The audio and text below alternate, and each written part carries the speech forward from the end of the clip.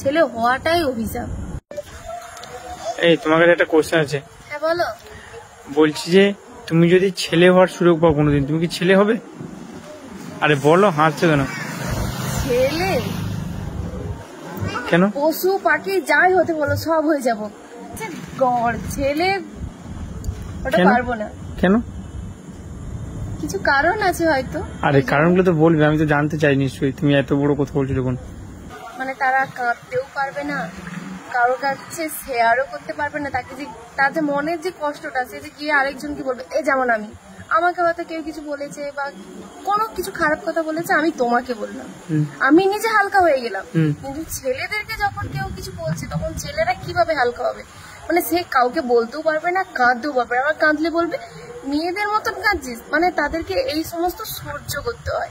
রাস্তা দিয়ে চলে যাও, তুমি একটা অ্যাক্সিডেন্ট করেছো, মানে মেয়েদের ক্ষেত্রে বলছি, অ্যাক্সিডেন্ট করেছো, মেয়েদেরকে বললাম ঠিক আছে কোনো ব্যাপার নয়, তুমি ঠিক আছো তো। কিন্তু ওইটা যদি মেয়ের জায়গায় ছেলে হতো, ছেলে যদি অ্যাক্সিডেন্ট হতো তাকে মারধর গালাগালি, মানে তাদের এটা সহ্য করতে হয়। মানে আমাকে যে উপরওয়ালা মেয়ে করে পাঠিয়েছে এটা আমার ভাগ্য বলো, ছেলে করেনি এটাই ভাগ্য।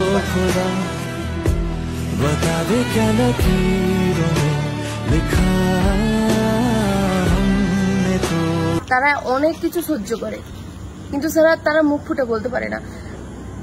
বড় না হতে হতে বাড়ি থেকে চাপ সৃষ্টি হয়, তুমি কাজ করো, পাক না পাক তোমাকে কাজ করতেই হবে, সেখানে কাউকে কিছু বলতেই পারবে না।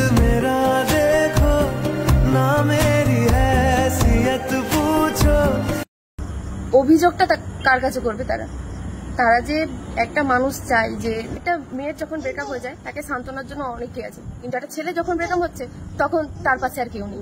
সে যে কাঁদছে সেটা কাউকে বলতেও পারছে না, কোনো কিছু কাউকে বলতেও পারছে না, কাঁদছে, ঘুরে আবার তাকে বলা হচ্ছে তুই কাঁদছিস মেয়েদের মতন। তাকে যে সান্ত্বনা দেবে যে না ঠিক আছে কোনো ব্যাপার নয়, তুমি ঠিক হয়ে যাবে সবকিছু, তাদের এইটুকু বলার মতন তাদের কেউ নেই। আমাকে তুমি ক্ষমা করো, ছেলেদের ব্যাপারে এত কিছু বললাম, কিন্তু ছেলে হওয়া চারটিখানি কথা নয়। আমাকে যে উপরওয়ালা মেয়ে হয়ে পাঠিয়েছে এটাই আমি অনেক শান্তিতে আছি। ছেলেদের মতন অত সহ্য ক্ষমতা আমারও নেই, আর আমি অত সহ্য করতেও পারতাম না। সব ছেলেদেরকে জানাই স্যালুট।